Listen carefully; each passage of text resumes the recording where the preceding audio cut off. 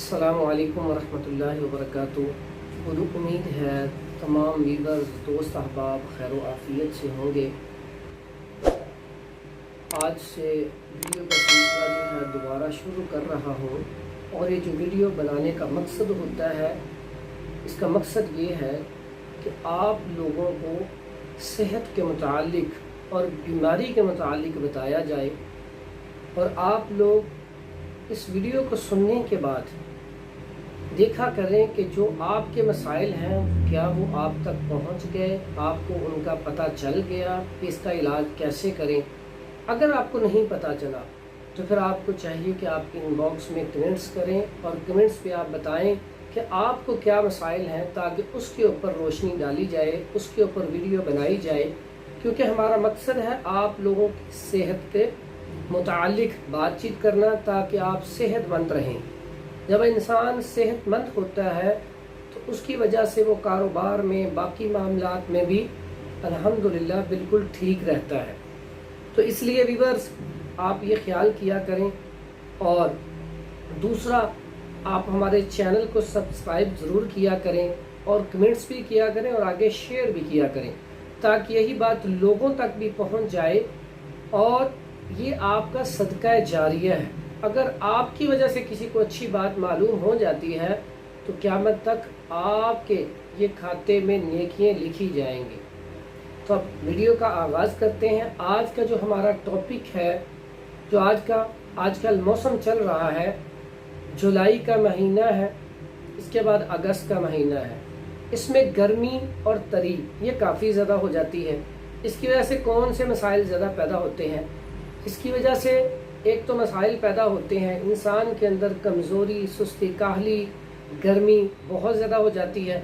गर्मी का बुखार हो जाना ये भी इसकी बड़ी वजह है। और इसके बाद दिल की धड़कन का तेज़ होना, ये पिछले माह में भी यही मामलात थे। बहुत ज़्यादा पेशेंट था जिसकी दिल की धड़कन तेज़ होती थी।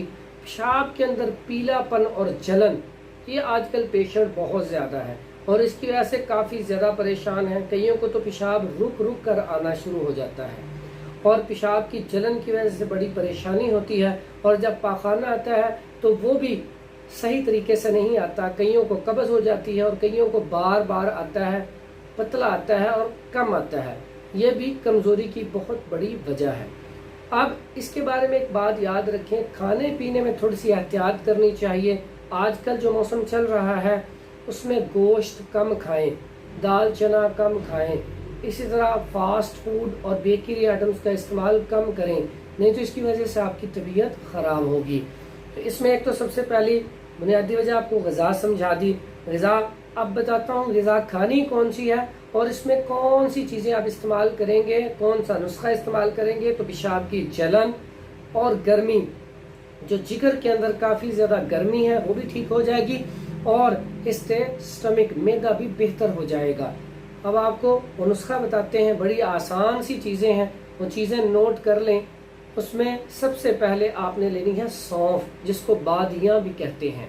उसके बाद आपने लेनी है कशनीज़, जिसको आप धनिया भी कहते हैं। उसके बाद आप ले लें चीनी। ये तीनों चीज़ें आप बराबर वज़न ले लें। बेशक आप तीनों को 50-50 ग्राम लेके इनका अच्छी तरह पाउडर बना लें, इनको ग्राइंड कर लें।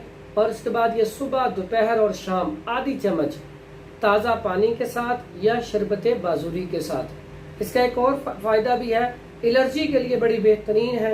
अगर छींकें आती हों तो उसके लिए भी बड़ी बेहतरीन है। पेशाब की जलन के लिए बड़ी बेहतरीन है।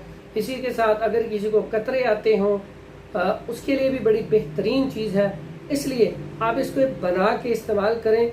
अगर इसमें आप और ज़्यादा रिजल्ट लेना चाहते हैं तो इसी में आप सब्ज़ इलायची 20 ग्राम डाल लें और इसका रिजल्ट उससे डबल हो जाएगा। इसके बाद आप खाने में भी एहतियात करें। सुबह का नाश्ता आप मुरब्बा गाजर ले लें या दलिया जौ ले लें, या इसके अलावा मक्खन डबल रोटी भी ले सकते हैं, सवैयाँ भी ले सकते हैं। और दोपहर में आप कद्दू, तोरी, टिंडे, हलवा कद्दू और दाल मूंगी, इस तरह की सब्जियां इस्तेमाल कर लें। भिंडी का इस्तेमाल भी कर सकते हैं, दाल माश का इस्तेमाल भी कर सकते हैं। उसके बाद आ जाए आप फलों में। फलों में आपके लिए इस मौसम में सेब छिलका उतार के बहुत अच्छा है, अनार बहुत अच्छा है, लीची बहुत अच्छी है, गरमा बहुत अच्छा है। یہ ان افراد کے لیے ہے جن کے اندر گرمی حدت زیادہ ہے اور ان کو پیشاب کے اندر مسئلہ آ رہا ہے، ان کے لیے یہ جو میں نے غذائیں بولی ہیں یہ بڑی بہترین ہیں آج کل کے موسم کے حوالے سے۔ اور کوشش کیا کریں کہ جو آپ کو بات بتلائی جائے اس کو آپ خود بھی سنیں اور لوگوں تک بھی پہنچائیں۔ جزاکم اللہ خیرہ فی الدنیا والآخرہ۔ السلام علیکم ورحمۃ اللہ وبرکاتہ۔